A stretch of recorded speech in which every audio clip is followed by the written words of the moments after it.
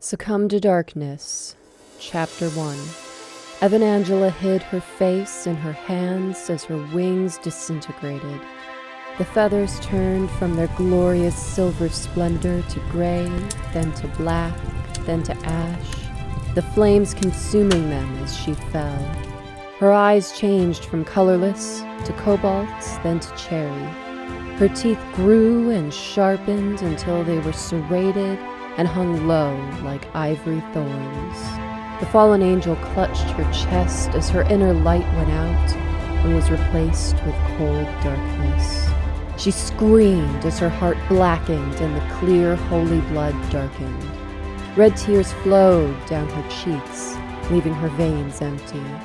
When her virgin feet touched the earth, she slumped into a heap. Her leg muscles were weak, as she was used to flying, never having walked. The solid ground was foreign compared to the shifting clouds and winds she was used to frolicking through. Her bare hands skimmed the cool grass. She flinched at the sensation, her mind racing to process all the new feelings that flooded her body. Evanangela turned and saw the setting sun. My last sunset. How I wish I could fly once more and burn in it. She watched in quiet remorse as the sun disappeared below the treetops. A breeze rustled her tunic gown. She shivered. The warm, feathery weight of her wings had always insulated her against the wind. Now she felt naked, her body light and exposed. Evanangela reached back and brushed her empty shoulder blades. They were solid and smooth. My beautiful wings! I know it to be true that Dieu is righteous and just, but this is simply too much. She sank to her knees, bowing her head as she cried, but no tears came. Her eyes burned from the lack of release, and her face was flushed. Evanangela sat back on her heels. The sky was dark now, and she could see the bare plains as she never had from above. Silver mists in the shape of humans floated about through the grass. Had Evanangela still been an angel, she would have ushered these lost souls to peace. But her new dead heart could not hear their pleas. Mon Seigneur Dieu, why have you forsaken these souls? Are they damned as I have been? She watched the mists writhe and shift until she was startled by the sound of footsteps. A shiver ran down her spine. The scent of living flesh was near, and her veins contracted with desire. Evanangela clutched the long grass, willing herself to stay and ease the thoughts of killing. Her heart burned to release tears, but her eyes could find none. The sticky residue of her bloody tears was drying in streaks down her cheeks, making her look like a fearsome banshee or forest demon. The human's footsteps thundered as he approached. Evanangela cringed. Her skull ached from the noise. The fool! He is tramping so loud, all of France must be able to hear him blundering through these fields. Reason slowly dripped away as her breathing became shallow. His scent was on the wind, faint, but it rolled over her tongue, igniting her instinct to hunt. She traced the sound, her body tense, ready to strike once the traveler was in range. The hunger took over, driving her muscles to spring. Evanangela ran without stealth or grace and tackled the lost traveler. Her crimson eyes were bright with the madness of the feed as she threw her jaws open, exposing the glinting fangs. Oh, Seigneur Dieu, sauvez-moi! He covered his eyes, trembling and screaming. Evanangela froze, the fire in her eyes extinguished, and she released her grip. Seigneur, she whispered. The man took advantage of her confusion and pushed Evanangela away. She sat there, staring at nothing while the traveler ran back down the dirt path, taking his tantalizing scent with him. The desire for blood escaped to the back of her mind. For now. A demon! Dieu, save us from the demon! The traveler's cries were becoming faint as he reached a farmer's fence line. What am I to do? To live this half-life I must kill. To kill is to die, and to die is never to return to whom I once was. Evanangela grabbed her hair, shaking her head, and prostrating herself on the grass, screaming, "Why must it be this way? La bête était là-bas!" It was the traveler again, his footsteps becoming louder as he approached. His scent wafted toward Evanangela on the cool night breeze. She swallowed, her mouth dry as she tasted the air. The thirst for blood cleared her mind of all else. She crouched in the tall grass and listened. Her skin bristled with anticipation. The frantic footfalls of the traveler were drawing near again, but there was another lighter pair as well. Evanangela strained her ears. "Oui, je sais. J'ai entendu la bête earlier de l'église." This voice was new. Evanangela held her breath. A familiar thought struck her, flooding her with shame. A church? No, not a priest. He cannot see me this way. "Vite, avant de partir!" The traveler's voice was closer now, as was the priest. Evanangela could hear the swish of his robes in the grass. Damn him. She could not allow a priest to see her this way, scuffling about like a beast on the hunt. What would Seigneur think? Evanangela scanned her surroundings, open fields, nowhere to hide and forever to run. The traveler and the priest came into view. She poised to flee, but something crossed her path, flitting before her eyes. It slowed, and she recognized it to be a vampiress. Her luminous skin was far too pale and well-kept for a villager. The gleam in her eyes was otherworldly. The motion of her elegant limbs far too quick and precise for a mere mortal. The vampiress crouched before Evanangela in the grass and cocked her head to one side, her platinum blonde hair sliding from behind her ear like a spray of fallen stars. Salut. Evanangela wrinkled her nose. Beneath the expensive perfume of a noblewoman was the stench of death. It was true what Michael had said about these foul, cursed creatures.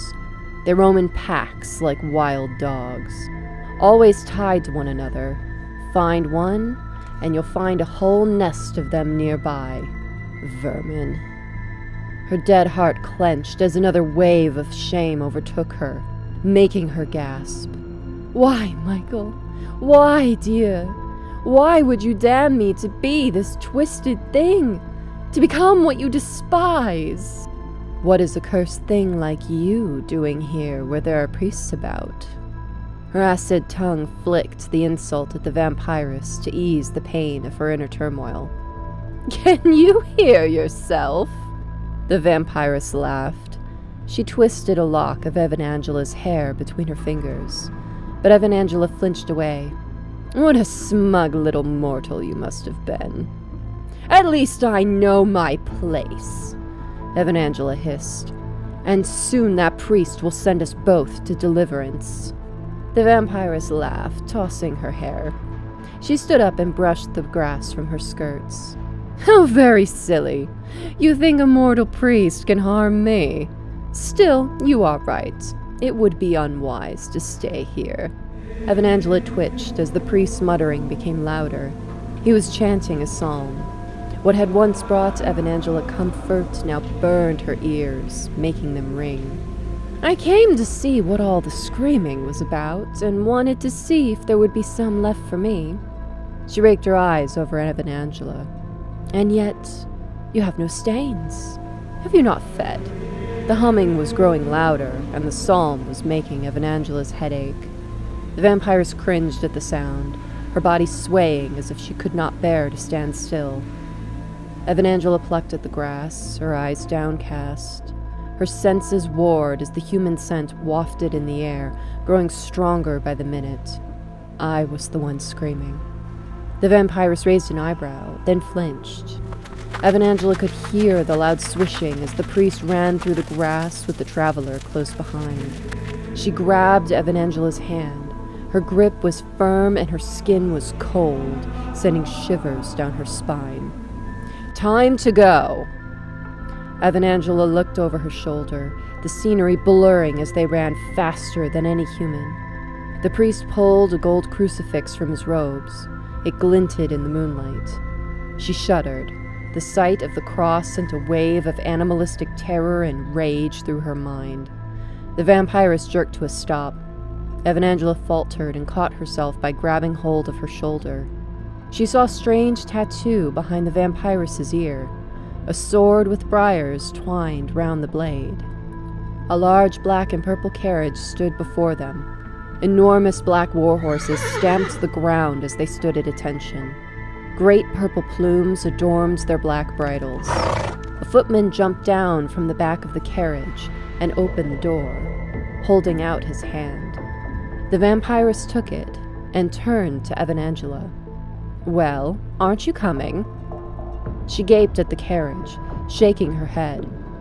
"What is all this? Where are we?" The vampiress shrugged and let go of the footman's hand. "Does it matter?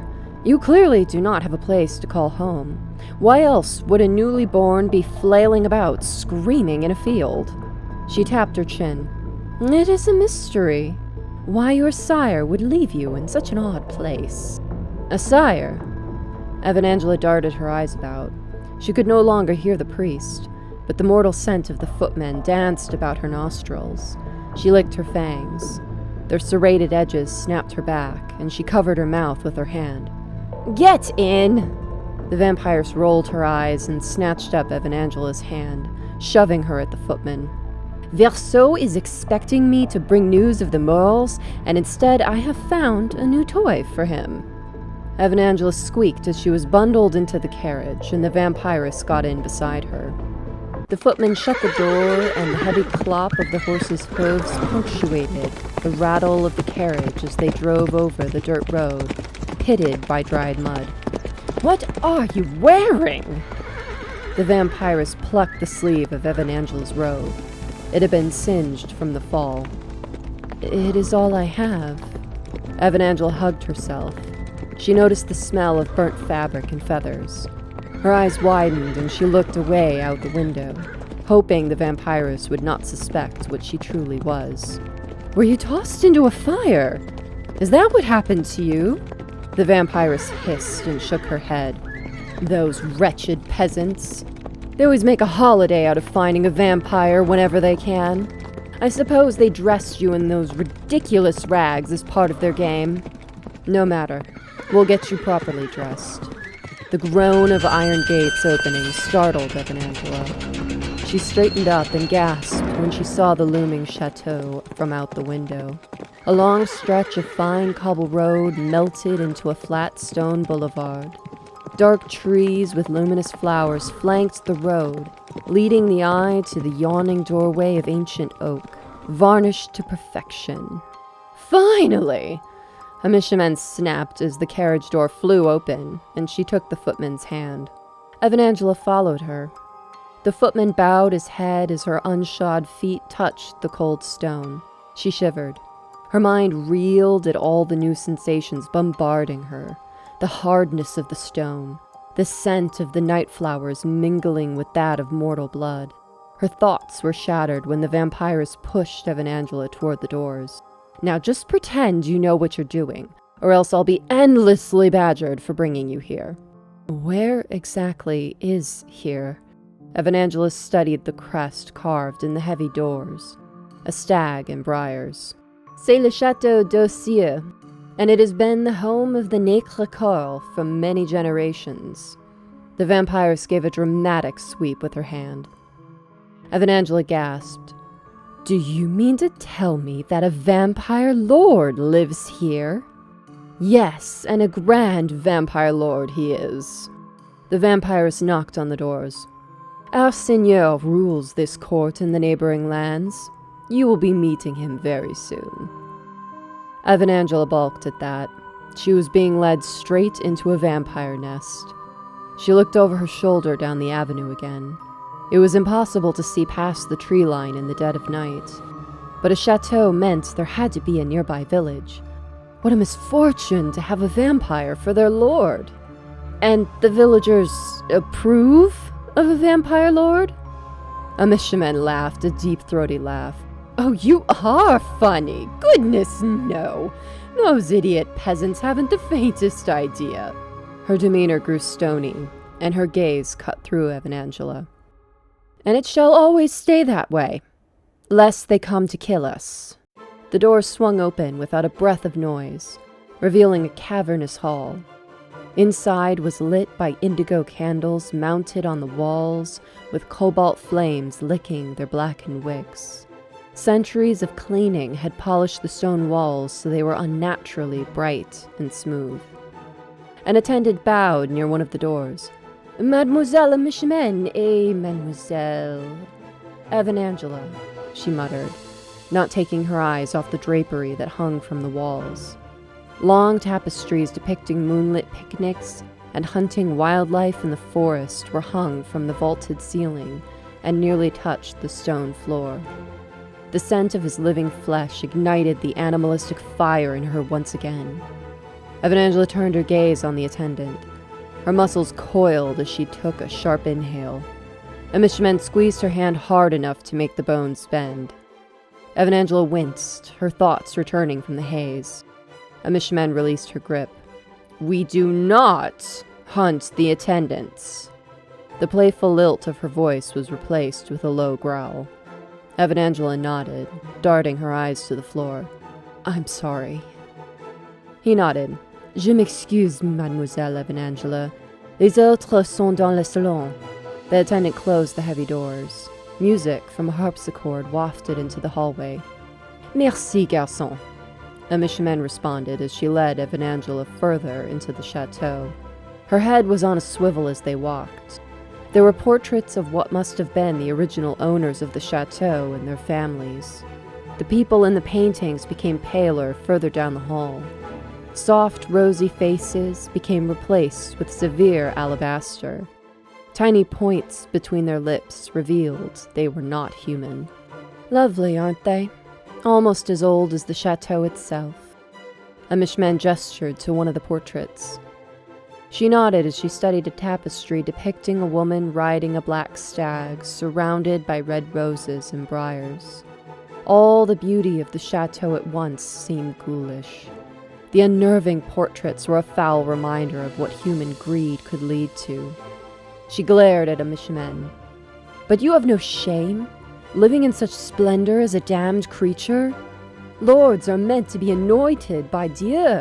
You are an affront to Dieu." Àmichemin whirled about and grabbed Evanangela by the shoulders. Her nails dug into Evanangela's skin, and the air in the hall at once seemed cold as a winter's morn.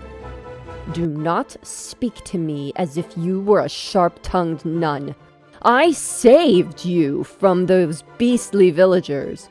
You are a damned creature, as we all are. All of France is ruled by us. Do not forget your place, lest I remind you by tossing you out at sunrise and allow your twisted prayers to fall on deaf ears as you burn." "Mademoiselle Àmichemin, you had us worried." Evanangela froze as a figure approached from the end of the hall. Àmichemin released Evanangela and turned to face the man. She gave a shallow curtsy. He was handsome and well-dressed. His red jacket showcased polished gold buttons. His eyes drew Evanangela in, his hawk-like gaze snaring her like prey. A smile crept across his face, revealing blood-tinged fangs. Something stirred within her as she beheld his beautiful visage. Though she was staring at the leader in a den of the damned, her dead heart clenched and her hands shook. She found herself frozen to the spot, and all at once she felt the foolish desire for him to touch her. Evanangela clenched her hands at her sides and swallowed as she fought not to grin like a fool. "Bonjour, mademoiselle. Qui êtes-vous?" His yellow-green eyes flitted to Evanangela's mouth. Power emanated from him, and his presence was overwhelming up close. She bowed her head, hoping he would not see the nervous trembling in her limbs. "My name is Evanangela." "Enchantée." He bent his head to kiss her hand, and in doing so grazed her skin with his fangs. His scent wafted up to her. It was faint, but had a rich musk that had her licking the roof of her mouth. The blood had made him temporarily alive once more. The most devious trick of vampires. Mademoiselle Evanangela, I am Seigneur Verseau. Her veins were cramping and she felt dizzy, but she managed a smile and a rough bobbed curtsy. Merci, Seigneur Verseau. What news from the moors, Àmichemin? She shrugged and flipped her hair over her shoulder. Dreadful news. The plague has already reached the Low Country. The plan to bring in outside mortals would require far further travel. Ships, possibly. Verseau scoffed. That won't do. Àmichemin pulled a rolled parchment from her dress pocket. It bore the black and gold wax seal of the court she had visited. She slapped it into Verseau's hand. Here is the latest report, though it won't tell you much different. He sighed and handed it back to Àmichemin. Hold on to this for me, won't you? We can discuss this later. He turned his gaze to Evanangela and smiled wide, flashing his fangs as he spoke. Please tell me, Àmichemin, will this ebony star be gracing us with her ashen company for long? Àmichemin relaxed. That is actually what I wanted to discuss with you. I found her a little too near to the churchyard. Verseau winced, but Àmichemin continued. She was just born when I found her, and the peasants seemed to have burned her. Verseau tutted his tongue. That won't do. And she stinks of a pyre. Get her properly dressed. Voices echoed down the hall, giggling and boisterous chatter. Evanangela could see figures milling about and talking to one another. They too wore fashionable clothing and hairstyles. Their jewels sparkled in the candlelight, and their hair was piled high in complex braids or ringlets of curls. Only Àmichemin wore her hair down, and it on its own was a sight to behold. Evanangela touched her short auburn locks. They had been permanently shorn before her fall, adding to the great punishment for her deep vanity. Her hands flew back down to her sides as shame flooded her once more, and her tears burned, begging for release. She pushed back the pain. I must not cry. I must bear it. This is my penance. He nodded and placed his hand on Evanangela's cheek, startling her from her thoughts. His palm was soft, but his nails tickled her skin as he petted her. May I? I beg your pardon. Her nerves made her heart flutter, causing her to gasp as it clenched like a hard knot. Her veins contracted, reminding her that they were empty. Verseau hooked his finger under her top lip and forced her jaw open, revealing her fangs.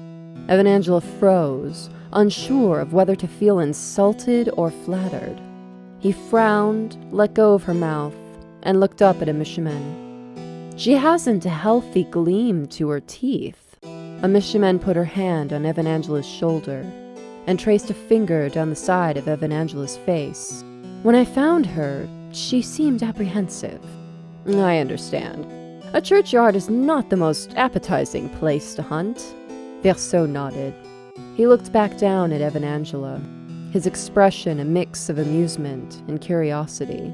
She fidgeted with the cool, bloodless, sapphire blush of a vampire vixen. I just wasn't given the chance. What a lovely little creature, he whispered and patted Evanangela's hand. The warm weight of his hand should have disgusted her, but it was instead an odd comfort. Ma chérie, allow me to arrange a private feeding for you, so you need not feel uncomfortable. His eyes gleamed as he allowed her hand to slip from his grasp. Evanangela squeezed her hands to stop their shaking. That is very generous of you, Seigneur. However, I would not want such an important entity as yourself to waste your time having to look after me. He put his arm around her waist. Nonsense! I would enjoy dining with you. Jacques! Another attendant appeared by his side, startling Evanangela. He wore the same silver gray as the door attendant, with the same crest pinned to his lapel. However, his pin was gold instead of iron. Verseau nodded. Jacques, arrange a feed for Mademoiselle Evanangela in the study. He bowed. Oui, Seigneur, and then disappeared back down the hall. Excusez-moi, s'il vous plaît, Mademoiselle Àmichemin. He kissed her hand, lingering as he scraped his fangs. His arm snaked behind Evanangela's shoulders and drew her into his side. I shall attend to our guest. I apologize for keeping you. Indulge yourself. La valse noire is underway. There should be plenty left for you. Àmichemin withdrew her hand with a smirk on her face. Merci, Verseau. It has been a pleasure speaking with you, as always. May I have a moment with Evanangela before I depart? Verseau released Evanangela, sidestepped, and gave a shallow bow. Àmichemin took Evanangela's hand and led her out of earshot. I'm impressed. I have never seen him act this way. Àmichemin looked to ensure Verseau was out of sight and too far to hear. He usually dislikes those recently turned. It seems he has taken notice of you. Evanangela raised her eyebrows. She looked down the hall, then back at Àmichemin. Are you saying that Seigneur Verseau was flirting with me? She laughed. I dare say he is. I must go now before I miss the feed. Now, enough with this nun nonsense. Act like the vampire you are, and you shall be in safe hands. He is le Seigneur. He holds your very life in his hands. Be grateful. Àmichemin kissed Evanangela on both cheeks, then ran into the ballroom, her heels clicking on the marble floor.